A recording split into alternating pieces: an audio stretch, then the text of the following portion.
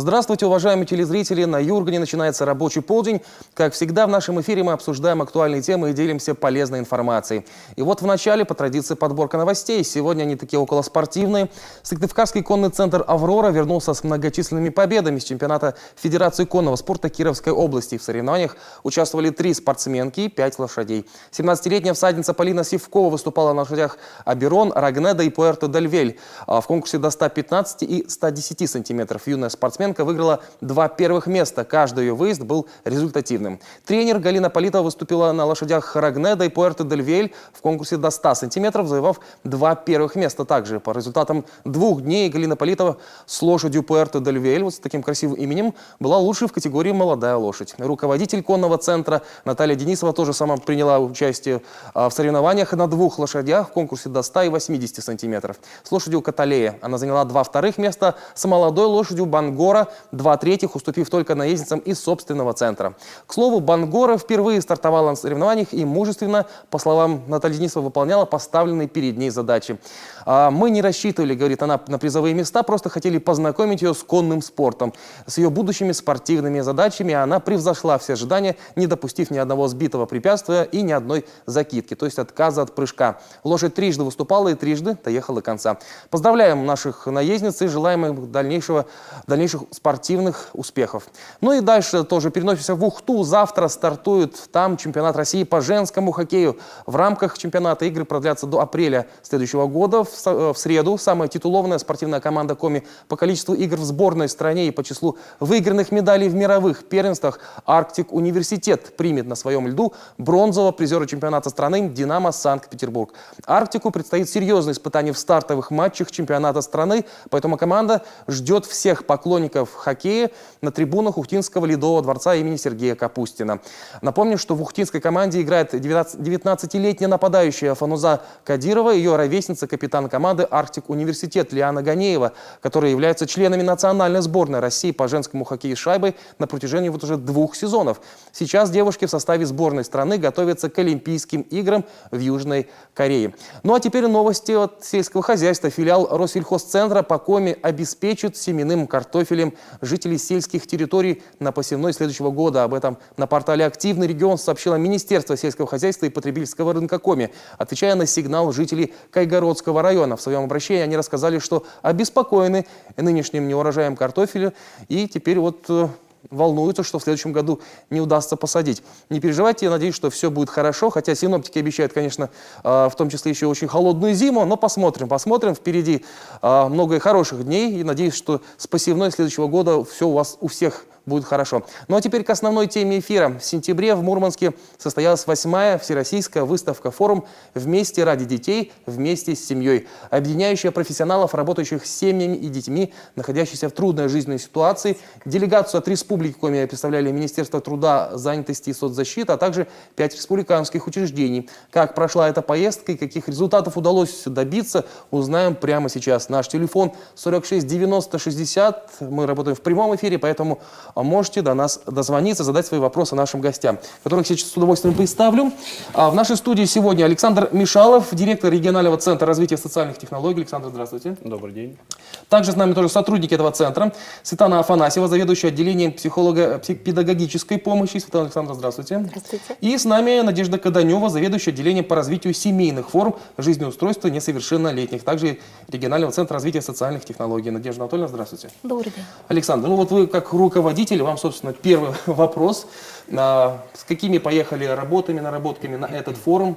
Что удалось там показать? Какие результаты привезли, может быть?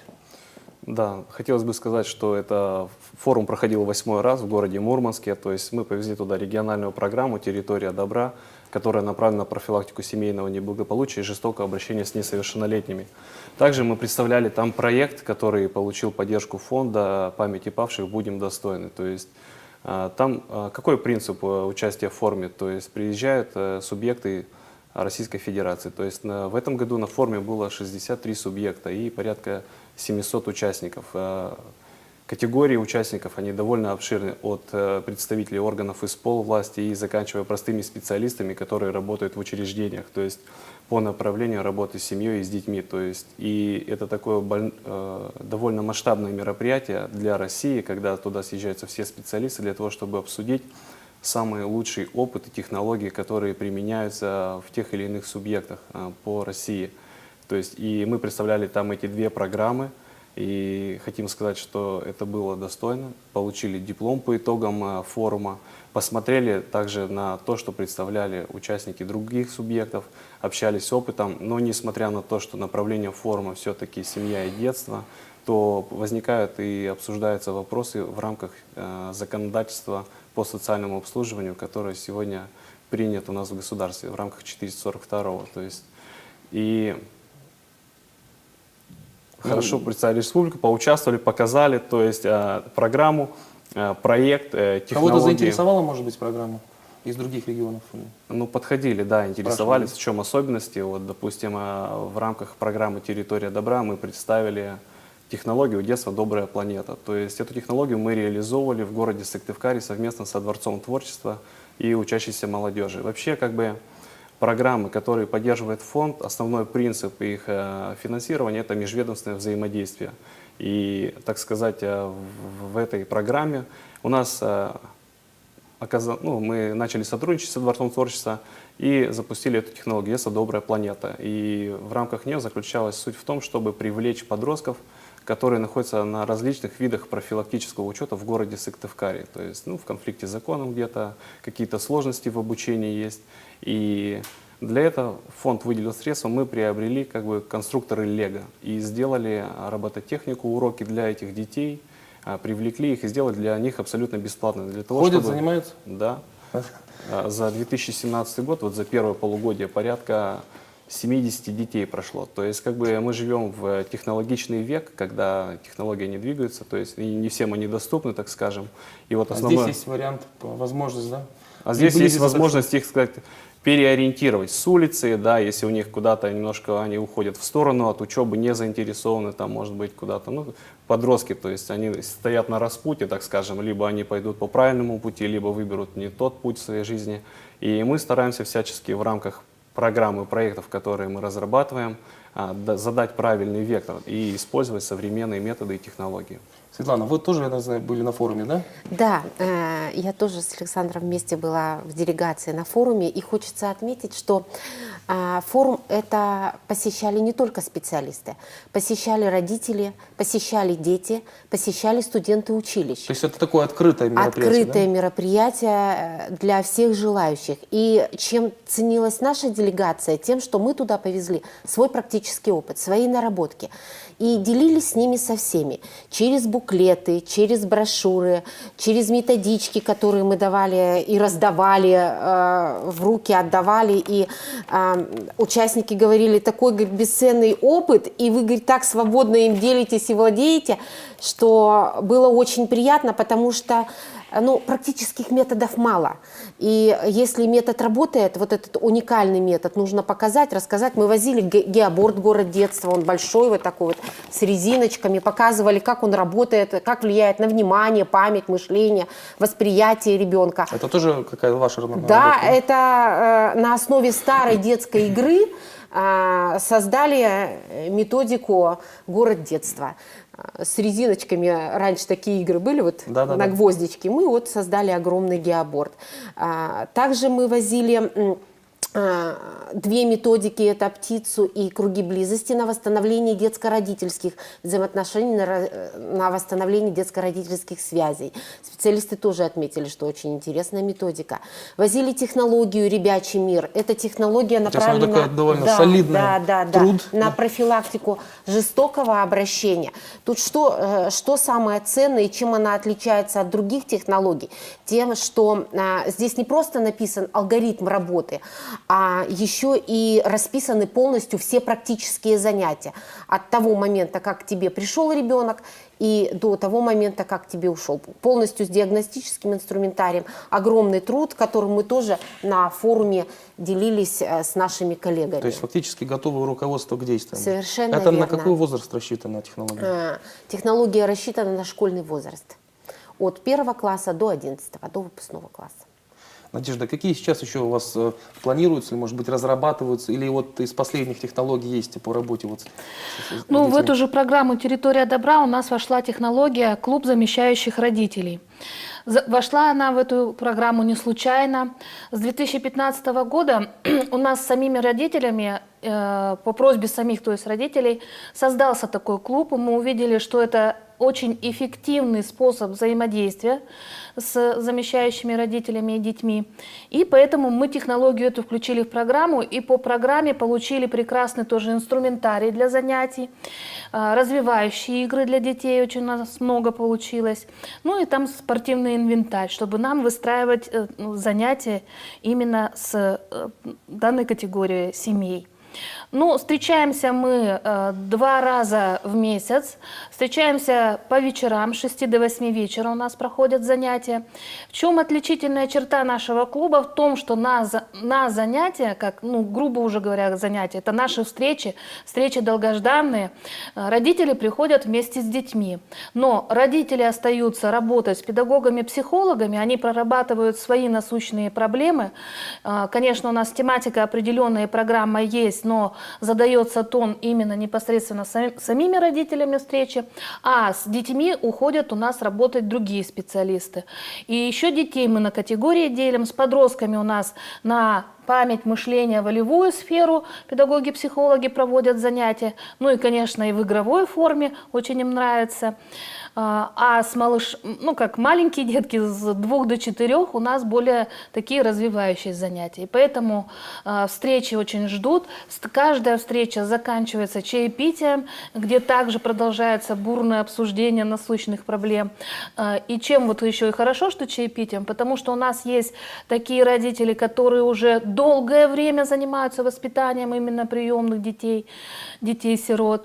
И есть молодые семьи. И, конечно, молодым семьям очень радостно здесь встречаться с такими уже профессионалами, потому есть что... у кого подчеркнуть опыта, да? Да, Конечно. есть у кого подчеркнуть опыт. И, конечно, когда мы говорим, для чего все-таки надо обучение, да, в школе приемных родителей, в дальнейшем в жизни родители все с этим сталкиваются и понимают, что обучение, оно необходимо. То есть, получается, вот одного желания, допустим, взять ребенка в семью, это недостаточно, да? Желания, конечно же, этого недостаточно. Вот с 2012 года, с 1 сентября, обучение приемных родителей стало обязательно по федеральному закону 351. У нас также сразу же было нашим министерством принята программа, порядок подготовки, переданы полномочия нашим социальным учреждениям от органов опеки и попечительства. И такая подготовка, вначале наши специалисты обучились, ездили, и я в том числе, и такая подготовка у нас запустилась в республике. Мы обучили специалистов в рамках, у нас другая программа реализовалась в рамках этой программы обучения специалистов всей республики произошло. Вот. Ну, что хочется сказать, да, есть текучесть кадров бывает, да, бывает, что педагога-психолога на данный момент в этом районе или городе, ну, в декретном отпуске или еще по каким-то либо причинам отсутствует, поэтому такой недельный глубокий курс 41 час мы разработали на базе нашего центра. То есть, получается, можно из района приехать к вам, да, записаться заранее и Да, за неделю конечно, пройти да, курс Да. обучения? График у нас всегда открыт, он на сайте и ВКонтакте регионального центра. Кроме того, мы этот график уже загодя в декабре на следующий год разрабатываем и распространяем тоже эту информацию по специалистам и наших учреждений, органов опеки.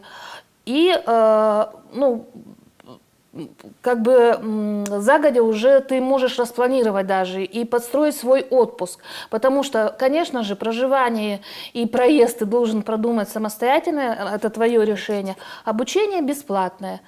Вот. И у нас даже в этом году с Краснодарского края кандидат прилетал. Она узнала о нашей школе, что здесь можно пройти за неделю. Ранее они проживали в Воркуте, и в Воркуте муж в командировке сейчас часто ездит, и вот в Воркуте ему специалисты подсказали, что а им быстро надо, потому что она работала в летнем лагере и познакомилась с подростком. И вот этого подростка, чтобы он уже в интернате не оставался, надо быстро вот устроить семью, и она как сама, ее желание. Кроме того, это у нас многодетная семья, она даже была удостоена, как многодетная семья, премии правительства нашей республики Коми.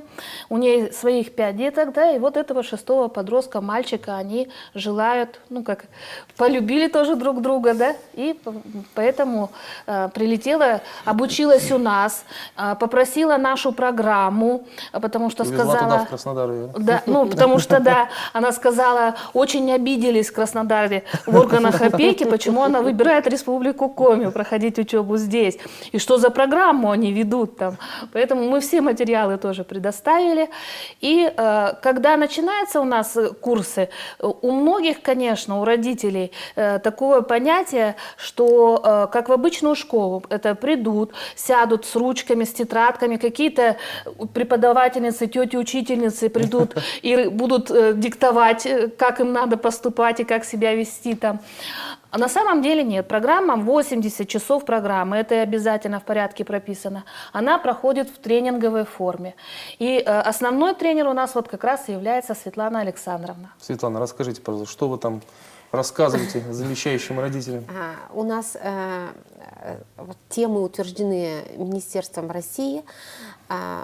Идут такие темы, как трудное поведение, поощрение наказания, привязанность в жизни ребенка-сироты, особенности детей-сирот.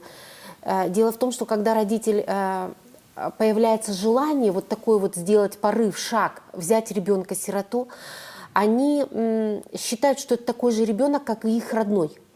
И относиться к нему надо так же. А когда проходят нашу школу, понимают, что нет, здесь все не так, как кажется на первый взгляд, и есть особенности, и есть особые подходы к этому ребенку, и есть определенные методы и приемы, психологические приемы, как сформировать привязанность, как сделать так, чтобы ребенок проще адаптировался в вашей семье. Вообще, что делать в тот момент, когда вот взял ребенок пришел в семью, и что делать? То ли ему показывать, где он будет жить, то ли ему кровать, то ли его кормить. То есть родители теряются. Не знают даже первого шага, как прийти в детский дом, как прийти в интернат, к кому обратиться, как познакомиться с медицинской карточкой ребенка, что там надо смотреть, какие диагнозы. То есть прежде чем брать ребенка, вот как раз нужно пройти школу, да? Конечно, конечно. И здесь мы выстраиваем полный алгоритм от того момента, как у меня зародилась мысль взять ребенка, что мне делать дальше, куда идти, какие справки собирать, какую форму выбирать, опеку, усыновление, попечительство, что это будет. И затем в какое интернатное учреждение по республике я могу обратиться, это дом малютки или интернат, где уже взрослые дети. И затем, как я могу взять этого ребенка к себе в семью. На сегодня, конечно же, родители хотят больше брать маленьких детей, и это понятно. Это проще, этим детям легче адаптироваться в семье, к этим детям эмоционально легче привязаться родителю. Но, к сожалению, этих детей мало. То есть остаются неохваченным вниманием как раз вот подросткового возраста. Да, совершенно верно. Подростки остаются в детских домах, хотя они очень хотят, они очень ориентированы идти в семью, но и боятся.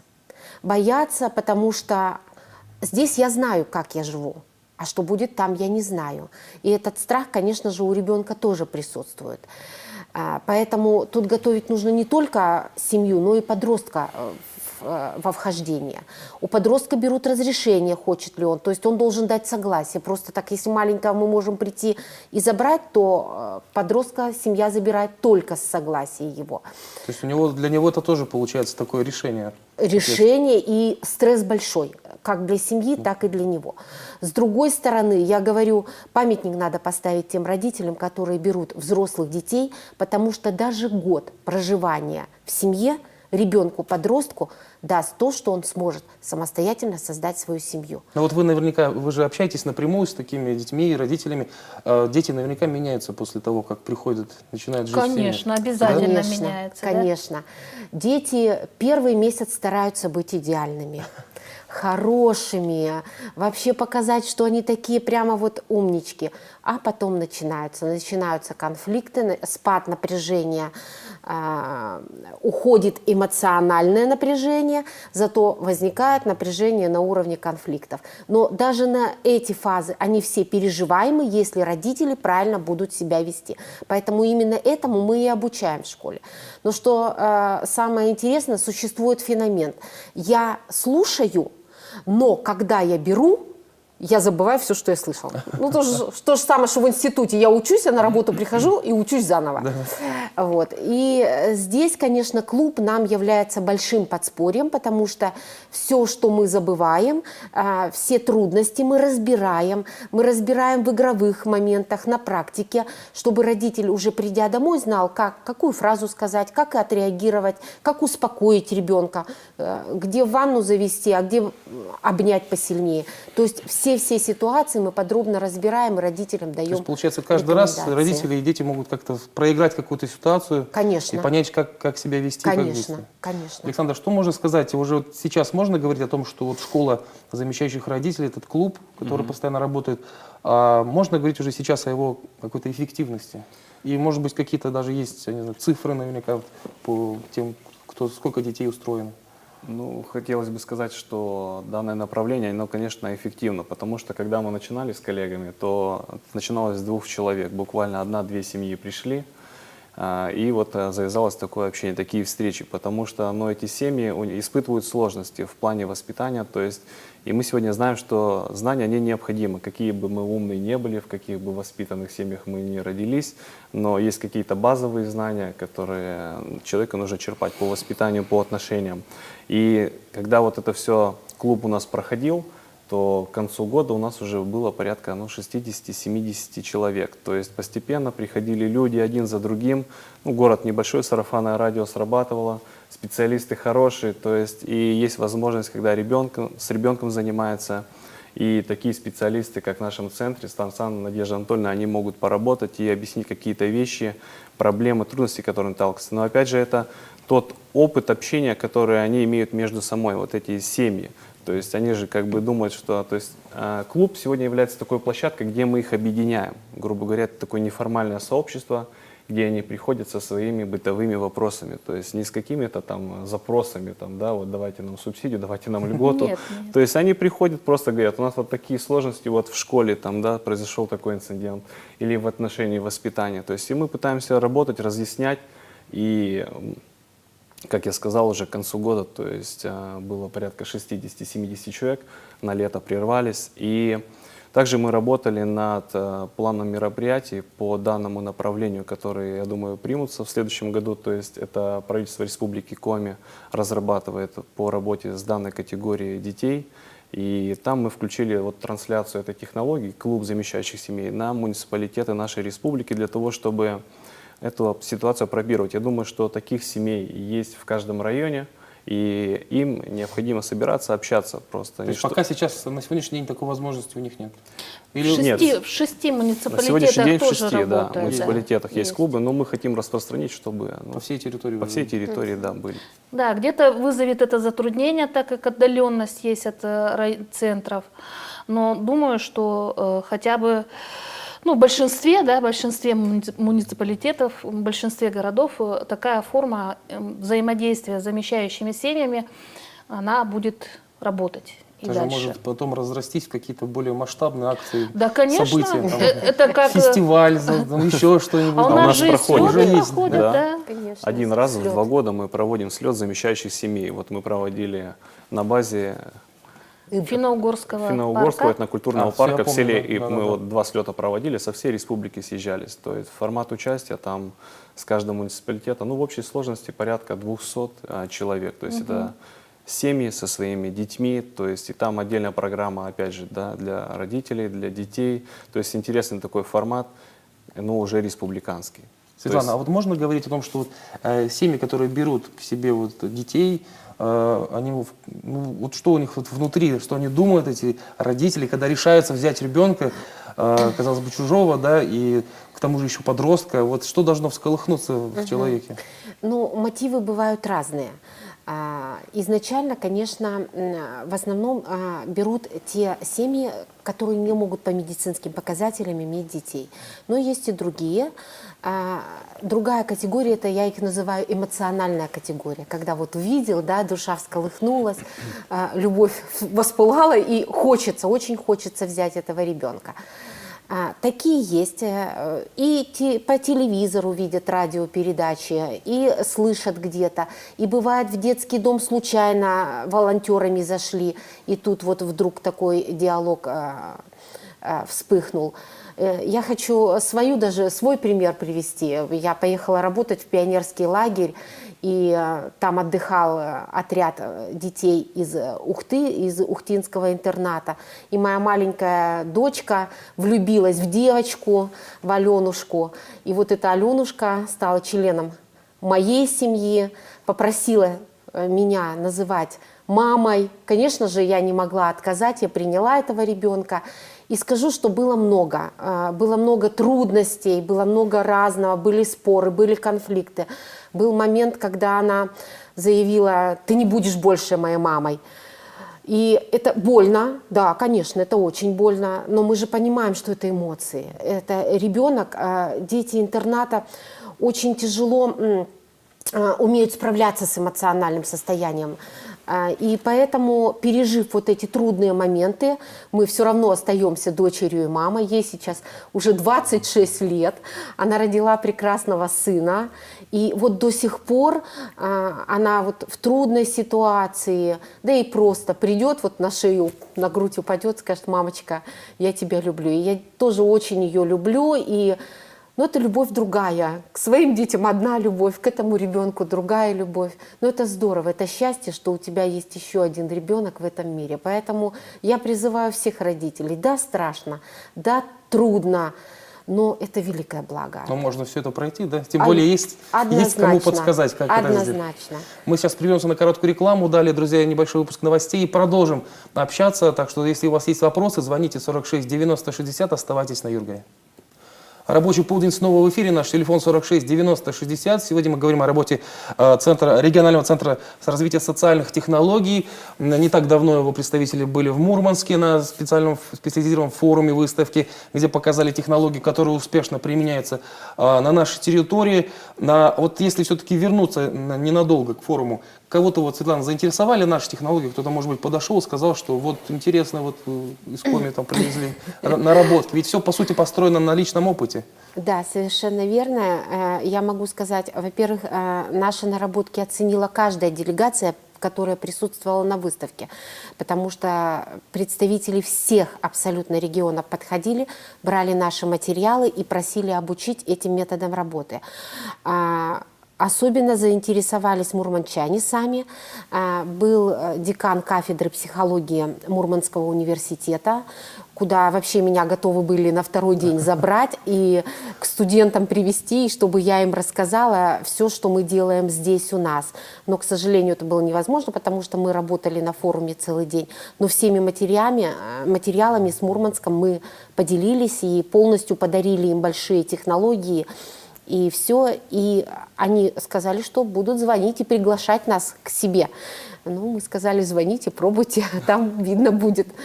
Вернемся к нашему клубу замещающих родителей. Что важно знать перед тем, как ты вот решишь взять ребенка в семью? Тем более вот мы говорим о категории подростков. Угу. Мы говорим о том, конечно же, что очень важный психологический аспект. Как ребенок будет вести себя дома, какие трудности будут испытывать. Ну, если говоря о подростке, то мы знаем, что это возраст бунтарства, возраст, когда идут перепады, смены настроения. То он смеется, то он плачет, то он идет, дерется, то он сидит замкнут. Здесь следует отметить, что если анализировать детей-сирот, с маленького рождения у них идут проблемы оттуда. Ребенок в детском доме как добывает себе что-либо? Если наш обычный ребенок говорит: «Мама, хочу лопатку», мама тут же бежит, ему дает лопатку, и они продолжают играть, то там в группе сверстников эту лопатку что надо сделать? Отнять. отнять, забрать себе. И вот это с позиции силы отнять, это очень сильно проявляется в подростковом возрасте. Если я хочу, значит, я отниму, значит, у меня сила. И подсознание, эта модель поведения закрепляются, копинг очень низкий, и поэтому вот выйдя в социум, выйдя в жизнь, в семью, им очень трудно. То есть приходится себя ломать. Совершенно фактически, да? верно. И мы родителям говорим, что если для того, чтобы выработать привычку в обычной семье у ребенка нужен 21 день, вот если я 21 день буду ровно в 9 часов чистить зубки, то ребенок на 22 день самостоятельно пойдет, будет чистить зубки. То этому ребенку нужно 40-60 повторений, а то и до 1000. То есть модель поведения должна 1000 раз повториться одна и та же. Конечно же, это требует очень много сил от родителей и от того социума, где они находятся. Потом, придя в семью, они идут куда? В школу. Новые сверстники, новые учителя. Это еще дополнительная стрессовая ситуация. И, к сожалению, к моему великому сожалению, наши педагоги в школах не готовы принимать наших деток. Они не всегда знакомы с особенностями наших детей. Они не проходили в институтах темы привязанности. Это очень важно. Это вообще актуально очень даже для домашних детей. Но эта тема разрабатываться начала гораздо позже, чем мы имеем педагогический состав. Ну, даже до сих пор в институтах ее не То есть, читают. похоже, тут сейчас начинается разговор еще об одной программе, да? Да, да, совершенно Для верно. учителей. Вот. И поэтому, да, необходимо и учителей-то тоже обучать. Наш социум нужно тоже готовить к таким деткам. Вот, и поэтому трудности, конфликты. Надежда, Все закручивается на наверное, чаще конфликтах. всего вот именно такие психологические трудности у семей замещающих, да, возникают, чем финансовые, скажем, какие-то. Да, конечно. Психолого-педагогические, вот как раз у нас трудности. И можно сказать, что вот за прошлый год, да, благодаря нашему клубу, я говорю, что это небольшая, да, цифра, 3 семьи, но мы 3 семьи смогли спасти совместно командой специалистов, привлекая и других даже извне нашего центра, от того, чтобы они обратно вернули ребенка в интернат. А это вторичный отказ, конечно, он у нас, к сожалению, существует, и вот особенно вот в подростковом возрасте. Это первый раз собственные родители отказались, второй раз уже те родители, которым доверился ребенок, если откажется, то, естественно, в дальнейшем в жизни это очень сильно повлияет на его жизненный путь, на то, как он потом в жизни, в социуме будет существовать. Вот. Здесь, наверное, надо еще отметить, что школа приемных родителей не обязательно для бабушек, для родственников. А вот как раз у них и очень огромные трудности и проблемы существуют. Поэтому сегодня я говорю, если бабушки берут в семью своих внуков, им обязательно нужно пройти школу приемных родителей для того, чтобы они нашли другие методы подхода к своим внукам, нежели было раньше. То есть не только родителям, но еще и Совершенно бабушкам, дедушкам верно. тоже не помешает. да? Конечно. У нас такой кандидат был, да, Да, ведь на да, последней да. школе, она бабушка. Она даже говорит, я не ожидала, что я неправильно своих-то детей воспитывала.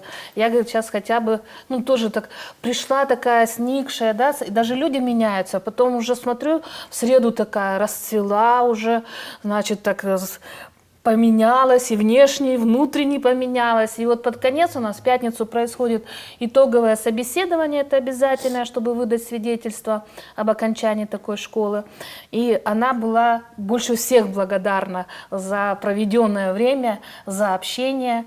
Вот. То есть она уже взяла, да, ребенка или будет? Дети находятся уже у нее в семье, просто ей порекомендовали вот пройти эту школу. Но сейчас Наш она Погосском быть районе. все в обязательном порядке, да, должны вот кандидаты? Нет, там кроме близких родственников, бабушки, дедушки, бывшие усыновители, бывшие опекуны, им не обязательно прохождение данной школы. Выпускной в вашей школе есть? Или она постоянного действия такого? Ну, она, значит, вот этот недельный курс обучения. Вот в пятницу на эмоциональном таком подъеме у нас, конечно же, кандидаты, они тоже хотят продолжить, если дальнейшее общение с нашими педагогами, психологами, с нами, тоже заканчивается все чаепитием, поздравлением. Вот. Ну, с этой же школы они потом узнают, мы обязательно о клубе рассказываем на школе, вот, и они узнают о клубе и спрашивают, можно ли им прийти, еще даже если они не взяли ребенка, мы разрешаем даже кандидатам прийти, чтобы со стороны вот и поглядеть, что это за детки, какие это семьи, потому что это особые семьи, и им нужна особая поддержка все-таки. Вот у вас сейчас есть возможность пригласить, значит, тех, кто задумывается о том, чтобы взять ребенка, может быть, в семью. У нас осталось в этом году 2 курса только. И вот следующий курс у нас начинается с 16 октября по 20 октября. Можно позвонить по телефону на наш центр 210886, записаться предварительно на этот курс, потому что запись идет предварительная, так как тренинг, так как нам надо создавать команды, мы заранее группу собираем таких людей, поэтому можно звонить, записываться, мы приглашаем. Тут хочется еще сказать, что если только возникла мысль, вот я еще не готов взять ребенка, но мысль вот эта у меня закралась, то я могу прийти на школу для того, чтобы утвердиться, что я возьму, или для понять, себя, что пока да. не готов, да. И если я не готов, я тоже говорю: ура, здорово, значит, это не ваше, значит, вы не нарушите болью, еще одну жизнь не травмируете, вынашивая вот эту мысль. Поэтому мы рекомендуем пройти любому родителю, у которого хоть как-то мельком возникла такая мысль. Хотя родители, уходя с нашей школы, говорят: вот такую школу надо при ЗАГСах делать, чтобы правильно воспитывать детей. Но, тем не менее, да, практических методов, рекомендаций мы даем на школе очень много. Александр, ну и в заключение эфира давайте, может, озвучим телефон доверия республиканский, да, чтобы можно было позвонить там по каким-то вопросам, проконсультироваться. Да, на территории республики работает телефон доверия 8 800 2122. У каждого человека или ребенка, у которого возникают проблемы, сложности, он может позвонить и получить консультацию психолога онлайн, так сказать. И наверняка можно и через интернет-ресурс как-то к вам пробиться, да? А у нас есть группа ВКонтакте, виртуальный психолог, опять же, которую ведут специалисты, и там, опять же, каждый может получить грамотную консультацию по своей проблеме. Спасибо вам большое. Я желаю, чтобы клуб замещающих родителей становился больше, чтобы все практические советы действительно попадали в точку. Спасибо вам за вашу работу. Желаю успеха дальше. Спасибо вам большое. Спасибо. Друзья, с вами мы не прощаемся. Увидимся завтра ровно в 12:00 на телеканале Юрган. До свидания. Удачного завершения этого дня.